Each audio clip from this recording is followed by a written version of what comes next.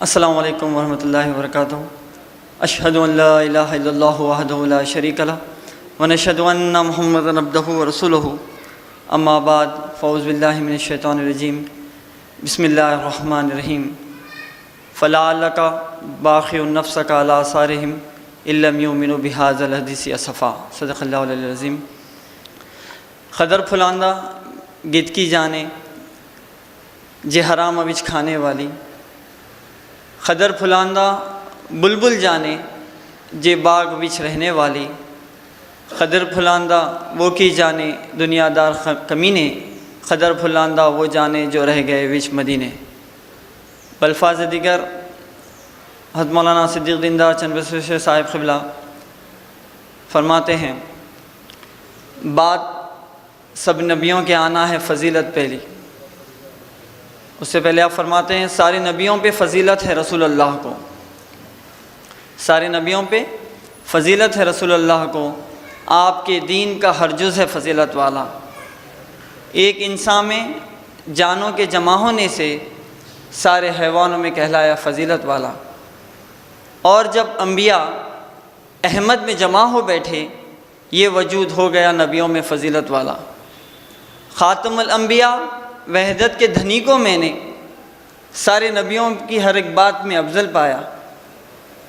بات سب نبیوں کے آنا ہے فضیلت پہلی، دوسری مال غنیمت کا حلال ہو جانا، تیسری روئے زمیں ساری مسلح بننا، جامع الکلم ہے چوتھی ہے خدا کا عطیہ، پانچویں انبیاء قوموں کے لیے آئے تھے، سارے انسانوں کے لیے آپ نبی بنانا۔ معزز سامعین کرام، یہ سلسلہ تو چل ہی رہا ہے یہاں پر کہ جو ایسے یہ گلشن کے پھول ایسے معطر کرتے جا رہے ہیں اس محفل کو کہ ہماری عقلیں حیران ہیں کہ اللہ نے جو حضرت اللہ نے اس قدر جو آپ نے فرمایا کہ علم قرآن کو آسان کیا میں نے اتنا، چند اصولوں میں غریبوں کو دکھا کر چھوڑا۔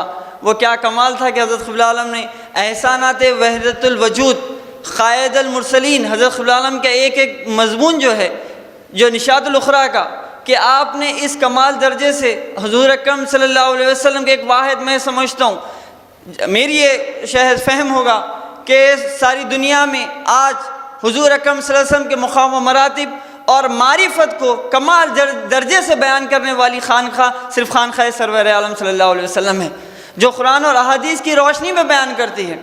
آپ فرماتے ہیں پہلے تو آپ کا وجود حضور اکرم صلی اللہ علیہ وسلم کا، آپ نے اپنی تحریرات میں فرمایا کہ آپ احدیت مآب ہے۔ کیا فرماتے ہیں آپ؟ کہ احدیت مآب حضرت احمد مجتبیٰ محمد مصطفیٰ صلی اللہ علیہ وسلم ہے، کیونکہ آپ فرماتے ہیں کہ احدیت ایک ایسا مقام ہے جہاں پر کسی کے رسائی نہیں ہے۔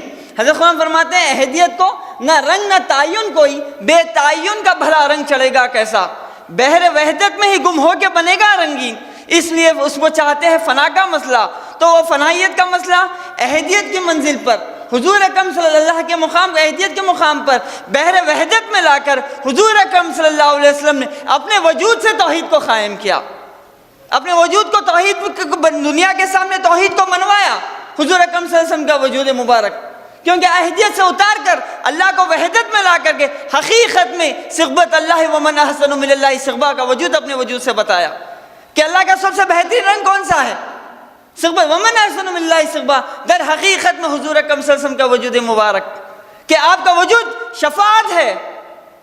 الشفاعت آپ نے مضمون فرمایا اور یہ بتا دیا کہ دنیا میں اگر کوئی شفیع المذنبین ہو سکتا ہے، شفاعت اگر کوئی دنیا کی کر سکتا ہے، تو لاکھ عیسیٰ اگر آ کر بھی عیسائیوں کی اگر شفاعت کرنا چاہو تو نہیں کر سکتے۔ حضور اکرم صلی اللہ علیہ وسلم تمام قوموں کے لیے شفیع المذنبین ہے اور شفاعت کرنے والا وجود حضور اکرم صلی اللہ علیہ وسلم کا ہی وجود مبارک ہے، کیونکہ یہ وجود اس قدر کہ کیا کمال ایسا تھا اس وجود کے اندر کہ حضور اکرم صلی اللہ علیہ وسلم فرماتے ہیں تمام انبیاء کرام میں سب سے زیادہ تکلیف اٹھانے والے، تمام مخلوقات میں سب سے زیادہ تکلیف اٹھانے والے انبیاء کرام ہیں، اور انبیاء کرام میں سب سے زیادہ تکلیف اٹھانے والا میں ہوں۔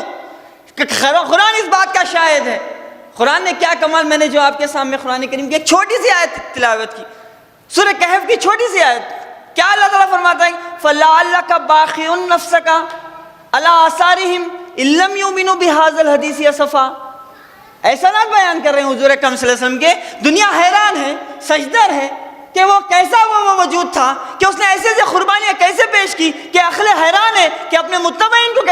قربانیاں سکھائی. قرآن شاہد ہے, اللہ پوچھ رہا ہے, سوال کر رہا ہے حضور اکرم صلی اللہ علیہ وسلم سے کہ کیا آپ اپنی جان کو ہلاک کر دیں گے؟ کیا آپ اپنی جان کو ہلاک کر دیں گے اس غم سے کہ یہ لوگ ایمان نہ لائے؟ کہ کس قدر آپ کے سینے پر کیا کرنا. حضرت جیسا فرماتے ہیں کام کیلاش تھا یا اس سے بڑا دکھتا تھا, اس کو حل کرنے کی اس وقت فکر غالب تھی. غازی کے باغ میں جا کر میں دعا میں بیٹھا تو کام کیلاش کیسا نظر آیا؟ فنافر رسول ہونے کی وجہ سے اس کام کی ذمہ داری سمجھ میں آئی کہ یہ کام کس قدر اہمیت والا ہے, کیونکہ اس وجود میں جس میں فنا ہوئے تھے اس کو انہوں نے دیکھا کہ کس قدر وہ طائف کے زخمی بھی دیکھے ہم نے, اور جو جنگ احد کے زخمی جو دندان مبارک حضور اکرم صلی اللہ علیہ وسلم کے شہید کر دیے گئے, کس قدر اپنے جسم اتھر پر انہوں نے تکلیفیں بیان کی. کیا ہے ایک شاعر کہتے ہیں, آپ فرماتے ہیں کہ نہ سمجھا عقل والوں نے, شاعر کیا کہتا ہے نہ سمجھا عقل والوں نے یہ تربت کیا معمہ ہے. اپنی جسم کی طرف اشارہ کر کے فرماتے ہیں شاعر کہ نہ سمجھا عقل والوں نے یہ تربت کیا معمہ ہے, ترابی ہوں مجھے غربت اسی تربت سے ملتی ہے. یعنی میں مٹی سے بنے ہوا ہوں لیکن اللہ کی غربت مجھے کس سے ملتی ہے؟ جب اسی جسم کو لے کر, یعنی یہ جو جسم بنایا گیا ہے اسی جسم کو لے کر جب میدانوں میں جاتا ہوں, پتھر کھاتا ہوں تو غربت نصیب ہوتی ہے, سلیب پہ لٹکتا ہوں تو غربت نصیب ہوتی ہے, دریا میں غرق کر دیا جاتا ہوں تو غربت نصیب ہوتی ہے, شہید کر دیا جاتا ہوں تو غربت نصیب ہوتی ہے. تو حضور اکرم صلی اللہ علیہ وسلم کا جو نمونہ ہم نے دیکھا کہ آپ نے میدانوں کے زخمی بھی ہم نے دیکھا, آپ کے پتھر کھائے ہوئے ہم نے دیکھے, اور جو ایسا پیٹ کو پتھر مارنا ہوئی ہم نے دیکھا. اس وجہ سے اللہ شاہد ہے کہ آپ کی تکلیف, آپ جیسا وما کان محمد نبا احد من رجالکم ولکن رسول اللہ وخاتم النبیین وکان اللہ بکل شیء علیما, کہ آپ جیسا آپ نبی دنیا میں آ نہیں سکتا, ایسی کتاب آ نہیں سکتی. اس وجہ سے اللہ تعالیٰ نے وہاں پر مہر لگا دی. ایک اشعار کر کے اپنی تقریر کو ختم کروں گا جو حضرت قرآن میں فرمایا. آپ فرماتے ہیں نام احمد و محمد ماہی حاشر راغب, نام احمد و محمد ماہی حاشر راغب, میرے ان ناموں سے توحیدی بجا ہے ڈنکا, میرے ان ناموں میں شریک ہو نہیں سکتا کوئی, قدرت لفظ غلام اس پہ اضافہ ہوگا. میں نہ ہوتا تو یہ عالم کی ضرورت کیا تھی, کنز مخفی سے جو نکلا تو خدا بھی چمکا, نور اول و خدا کا مجھ سے ہر شے نکلی, مطمئن ہو گیا اللہ نے مجھے جب بھیجا. بے قراری میں خدا کے رسول آئے, ندی نالے ہیں وہ سب روپ سمندر میرا. کیا کمال ہے, آپ فرماتے ہیں کیا مطمئن ہو گیا اللہ نے. اب اتنا اللہ نے اس نبوت کی مہر کو لپیٹ کے رکھ دیا, اب ختم. 1,24,000 انبیاء آئے مگر وہ کام نہیں تکمیل کو پہنچا سکے. اب یہ وجود جو اس کام کو مکمل کر دیا, اللہ نے اب مہر کی بوٹلی کو بند دیا اور مہر لگا دیا, ما کان محمد ابا احد من رجالکم ولکن رسول اللہ وخاتم النبیین. اب ایسے جیسا مہر کیا آپ کے اوپر جو مہر نبوت تھی, جو آپ کے جسم اتھر پر جو دونوں شانوں کے بیچ میں درمیان تھی, اس کے اوپر بھی کیا آیت لکھے ہوئے تھے معلوم ہے؟ تاریخ میں آتا ہے صرف انت المنصور کہتے کہ آپ کو نصرت دی جائے گی, ہر معاملے مارکے میں آپ کو نصرت دی جائے گی, آپ کو کامیاب کیا جائے گا.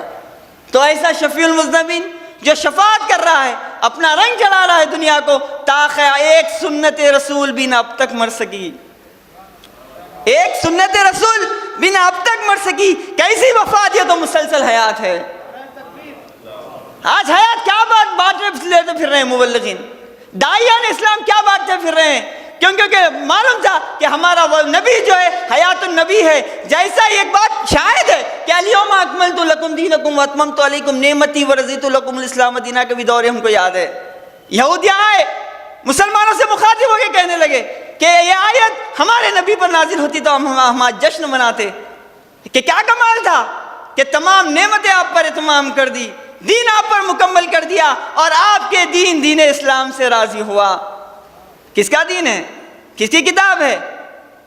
تصوف کے معنی میں اگر دیکھیں تو کیا کس کا کلام ہے؟ غور و فکر کرنے چلے جاؤ تو حضرت قبلہ عالم کا احسانات ہے. منکشف ہو گیا معراج رسول اللہ کا, میرے آئینے میں ہے رب و محمد ایک جا. یہ پردے کو اٹھانے کی ضرورت ہے. یہی پردہ وحدت تھا جو 1300 سال کے بعد آج اس خانقاہ نے کھٹایا. جب حقیقت معلوم ہوئی دنیا کو, کہ معرفت معلوم ہوئی پہچان معلوم ہوئی، احسانات معلوم ہوئے. جب احسانات کا پتہ چلا تو دنیا میں اپنی جسموں کو جو ہے کمتر سمجھا اور میدانوں میں نکل گیا احسانات بیان کرنے کے لیے. وہی احسانات آج کیا ہے؟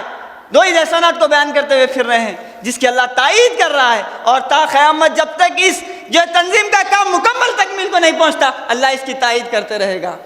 بہرحال جو ہے اللہ سے دعا ہے کہ اللہ تعالی ہم سے دین کی خدمت لے، قرآن کریم سمجھنے کی توفیق عطا فرمائے. وآخر دعوانا الحمدللہ رب العالمین.